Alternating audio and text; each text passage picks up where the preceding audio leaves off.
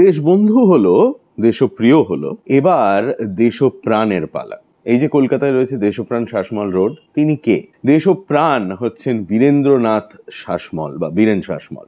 জন্ম 1881 সালে কাঁথিতে, মেদিনীপুরে। সেখানে লেখাপড়া শুরু করেন, কলকাতায় তারপর লেখাপড়া করেন এবং তারপর 1902 সালে চলে যান ইংল্যান্ডে ল পড়তে। এই জিনিসটি আপনি খেয়াল করবেন, স্বাধীনতা সংগ্রামীদের মধ্যে অনেকেই কিন্তু উকিল ব্যারিস্টার ছিলেন।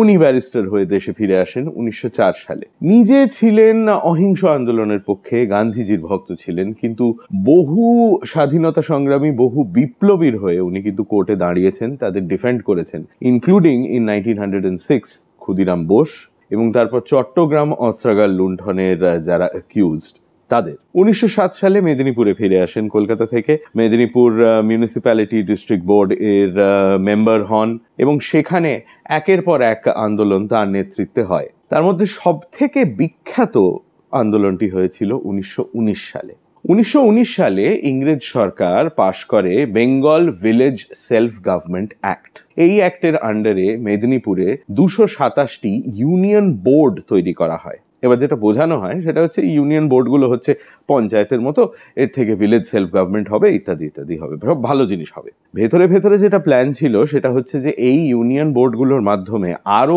বেশি করে কর আদায় করা হবে ভারতীয়দের থেকে।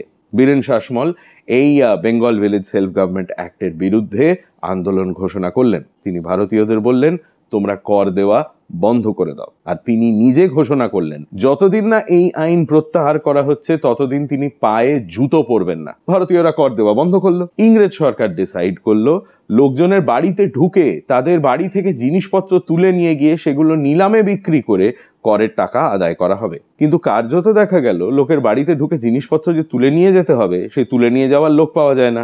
যদি বা সে জিনিস তুলে নিয়ে যাওয়া হয়, নিলামে বিক্রি করতে গেলে কেউ সে জিনিস কিনতে চায় না। তার 2 বছর পরে 1921 সালের 17ই December Bengal village self government act প্রত্যাহার করা হয়। তারপর কাঁথিতে হয় একটি বিপুল জনসভা, যেখানে মেদিনীপুরের মানুষ তাদের প্রিয় নেতা বীরেন শাসমলের পায়ে জুতো পরিয়ে দেন। আচার্য প্রফুল্লচন্দ্র রায় বীরেন শাসমলকে বলতেন মেদিনীপুরের মুকুটহীন সম্রাট, আর ইংরেজরা ভয়ে তার নাম দিয়েছিল the black bull of Midnapore. August মাস স্বাধীনতার মাস। স্বাধীনতা সংগ্রামীদের ব্যাপারে, বিপ্লবীদের ব্যাপারে আরো অনেক গল্প শুনতে ইনস্টাগ্রামে ফলো করুন আর ইউটিউবে সাবস্ক্রাইব করুন টু হাফ প্যান্ট হিস্ট্রি।